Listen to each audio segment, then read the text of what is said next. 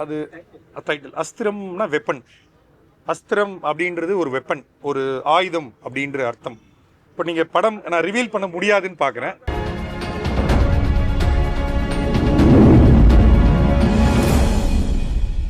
பார்க்குறதுல ரொம்ப சந்தோஷமாக இருக்குது. ரொம்ப நாளைக்கு அப்புறம் என்னோடய படத்தோட ப்ரிவ்யூவில் நானே உங்கள் எல்லாரையும் சந்திக்கிறேன்.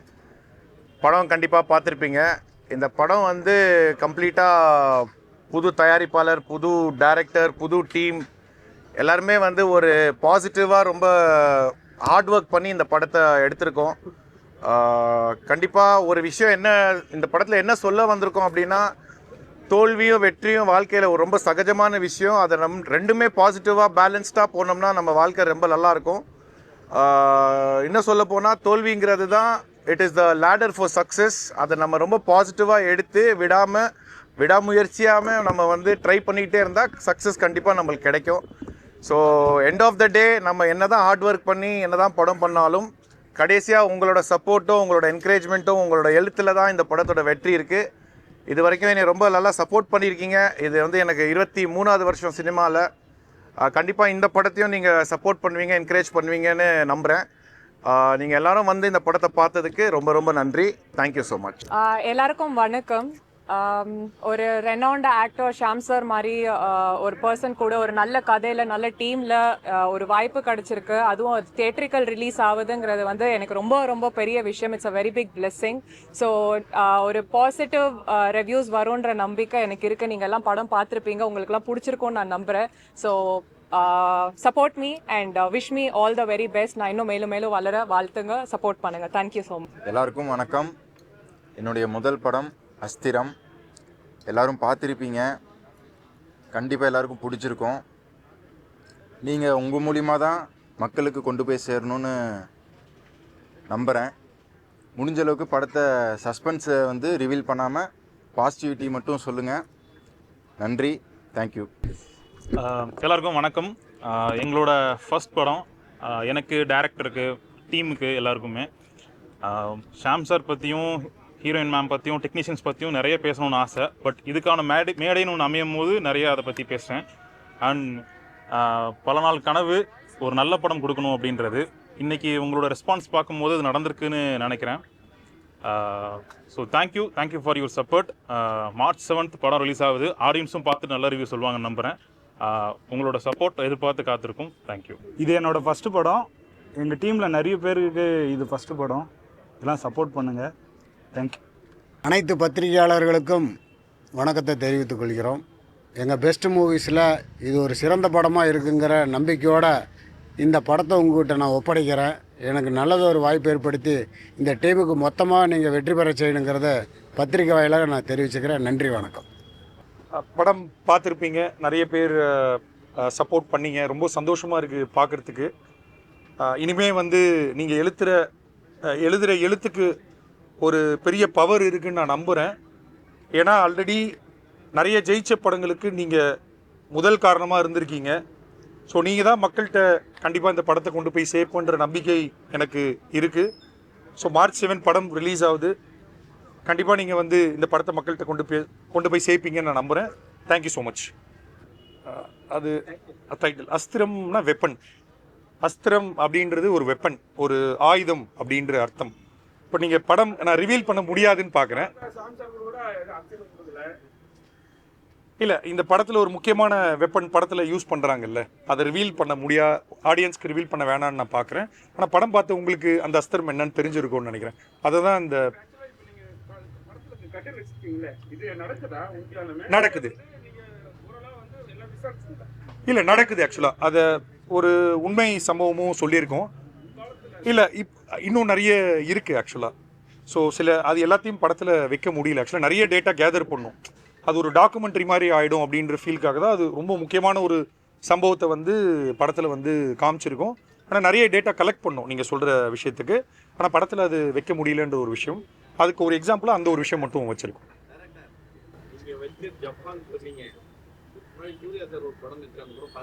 இல்லை, பார்க்கல.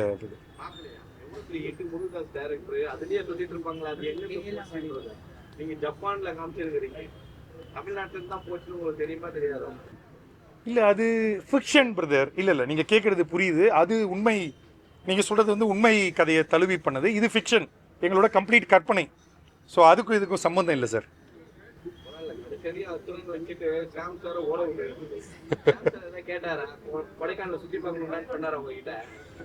இல்லை சார். ஸோ ஒரு டீமாக போய் ஒரு 30 நாளில் கொடைக்கானலில் முடிச்சுட்டு வரணுன்றது தான் பிளான். முதல் ஸ்கெடியூல் மேக்ஸிமம் பிளான் பண்ணபடி போய் ஒரே ஷெடியூலில் முடிச்சுட்டு வந்துட்டோம் கொடைக்கானல். அதே மாதிரி ரொம்ப நாளைக்கு அப்புறம் கொஞ்சம் சார் கேப் ப்ரோக்ராம் இருக்காரு, அதே கான்செப்ட் இருக்காரு. ஆனால் அவர் சீரியஸாகவே சொல்லுவாங்க, ஹீரோயினும் நல்லா அழகாக இருக்காங்க. நல்ல கேள்வி சார். ஆனால் என்ன ப்ராப்ளம்னா இப்போது நிறைய பேர் பார்த்துட்டு படத்தில் லேக் இல்லை அப்படின்ற ஒரு விஷயம் சொன்னாங்க. ஸோ இந்த மாதிரி க்ரைம் த்ரில்லர் படங்களுக்கு வந்து அந்த ஒரு சாங்ஸும் காமெடி மற்ற விஷயங்கள் ட்ராக் ஆட் பண்ணோன்னா ஒரு பெரிய ட்ராபேக்காக இருக்கும் அப்படின்றது நம்ம நிறைய ரிவ்யூ பார்த்து தெரிஞ்சுக்கிட்டோம். ஸோ அதனால் பர்பஸாக அதெல்லாம் அவாய்ட் பண்ணணும் தான் சார் பண்ணோம். ஸோ கண்டிப்பாக ஒரு அடுத்து கமர்ஷியல் படம் பண்ணும்போது கண்டிப்பாக நீங்கள் சொல்கிற எல்லா விஷயமும் ஆட் பண்ணிடுறேன் சார். தேங்க்யூ.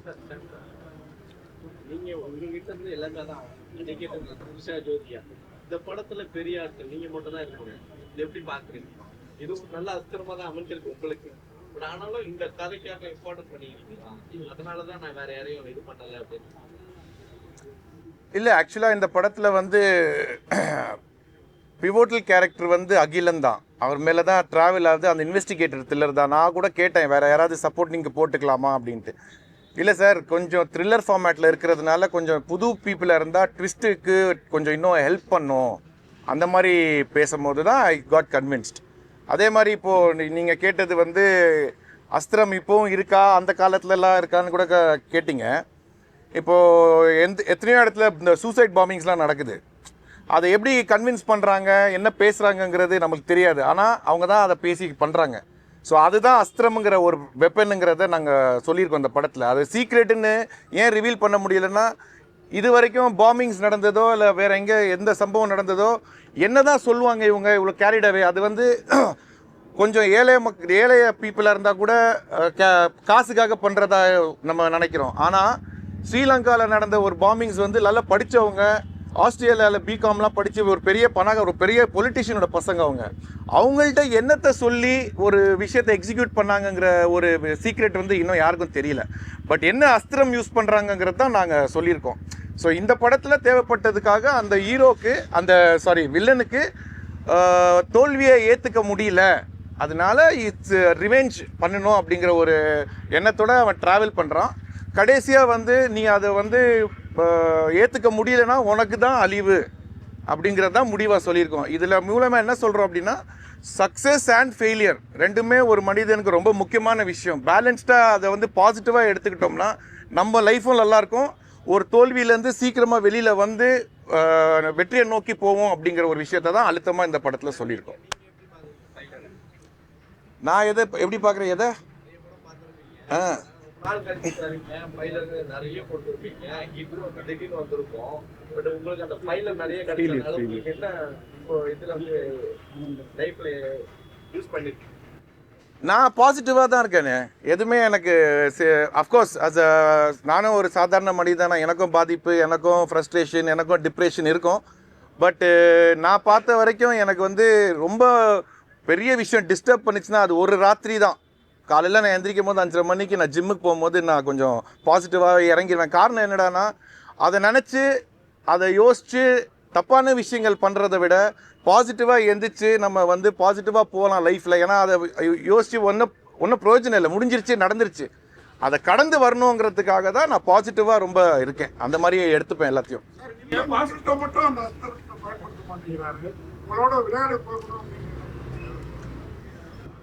அவரை வந்து நீங்கள் கதையே பேச முடியாதுங்க. பட் அதுக்கும் ஒரு பாயிண்ட் இருக்குது. அவன் கடைசியாக என்ன சொல்கிறான்னா, அன்றைக்கி நான் உனக்கு ஷூட் பண்ணும் போது கூட நான் அவன் கூட விளாடணுன்னு தான் உன்னைய காப்பாற்றினேன், லெட்ஸ் ப்ளே. அவனுக்கு என்ன நம்பிக்கை அப்படின்னா, நான் உன்னைய வந்து ஜெயிச்சு காட்டுறேன் அப்படிங்கிறது. பட் எண்ட் ஆஃப் த டே அகிலனுங்கிற ஒரு போலீஸு, அவனும் ஒரு ஷார்ப்பான ஆள். அவனை அடித்து கொல்லாமல் கைது செய்யணும் அப்படின்னு தான் நினச்சான். பட் வந்து அது என்ன முடிவுங்கிறத டைரக்டர் சொல்லியிருக்காரு. நீங்க ஹீரோவா பண்ற படத்துல ஆர்யா வந்து செகண்ட் ஹீரோவா பண்ணிருக்காரு.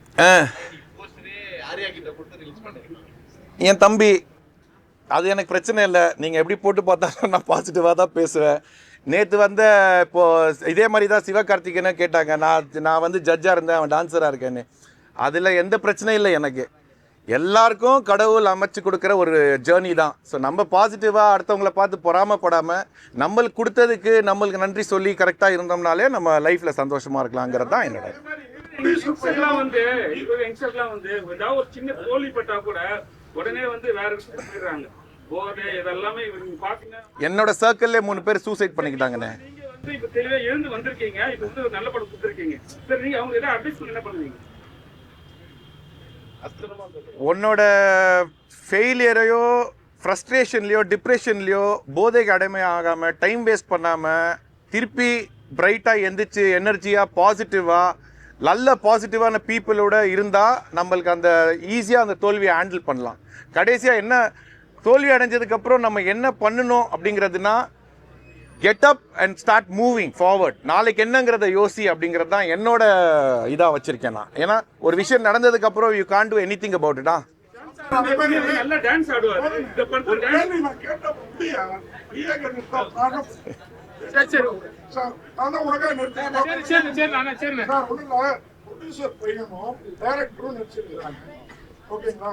அதனால உங்கள்கிட்ட சொன்ன கதையை வந்து சீனா எடுக்கிறப்ப ஏதாவது காம்ப்ரமைஸ் பண்ணாங்களா? இல்லை சார், அதெல்லாம் ஒன்றுமே நடக்கல. ஆக்சுவலாக வந்து சுமந்த் நடிக்கிறது ஃபஸ்ட்டு எனக்கு தெரியும்.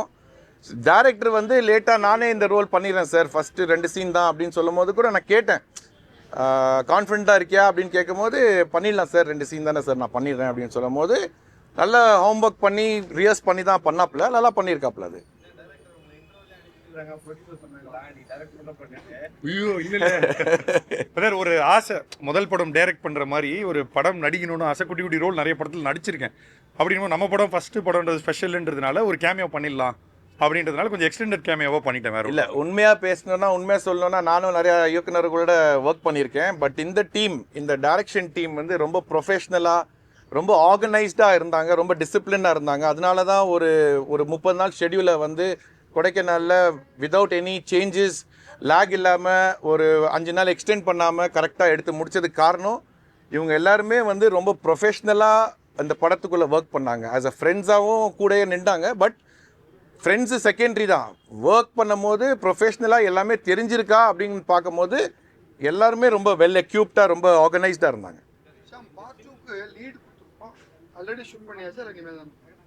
இல்லை சார், அவருக்கு ஒரு சின்ன ஐடியா இருக்குது, இது எப்படி ஒர்க் ஆகுதுன்னு பார்த்துட்டு அதை லீட் பண்ணலாங்கிறது தான் அரவிந்தோட ஐடியா. சின்ன பட்ஜெட் படம் சொல்றீங்க, எப்படி இந்த கம்மிட் ஆனீங்க? இவங்க சரியா பண்ணுவாங்களா? ஃபர்ஸ்ட் டைரக்டர் அதெல்லாம் எக்ஸ்பெக்ட் பண்ணாங்க. சின்ன படம்லேருந்து வெளில வந்தாலும் பெரிய படம் தான் இது. இப்போ நம்ம வந்து கதை கேட்கும் போது தான் அதை பண்ணணுமா வேணாமான்னு யோசிப்போம். அதில் வந்து 15 கோடி படம்னா நம்ம அதை ஃபஸ்ட்டு கேட்க மாட்டோம். படம் கதை என்னங்கிறது கேட்டுட்டு இந்த டீம் எப்படி இருக்குது, இதை எக்ஸிக்யூட் பண்ணுவாங்களான்னு நினைக்கும் போது எனக்கு ரொம்ப பாசிட்டிவாக இருந்தது. அதே மாதிரி அவங்க சொன்ன பட்ஜெட் வந்து 30 days இன் கொடைக்கானல், 10-12 days இன் சென்னை. அதை வந்து பிளான் பண்ணி எடுத்து அதுக்கப்புறம் போஸ்ட் ப்ரொடக்ஷன் எல்லாமே பண்ணி முடிச்சிட்டாங்க. எனக்கு ஃபஸ்ட்டு 2 நாள் கொஞ்சம் டவுட்டாக தான் இருந்தது நீங்கள் கேட்குற மாதிரி. பட் 2வது நாளே நான் ரொம்ப தெளிவாயிட்டேன், இந்த டீம் வந்து இந்த விஷயத்தை எக்ஸிக்யூட் பண்ணிடுவாங்கங்கிறத ஒரு நம்பிக்கையில் இருந்தேன்.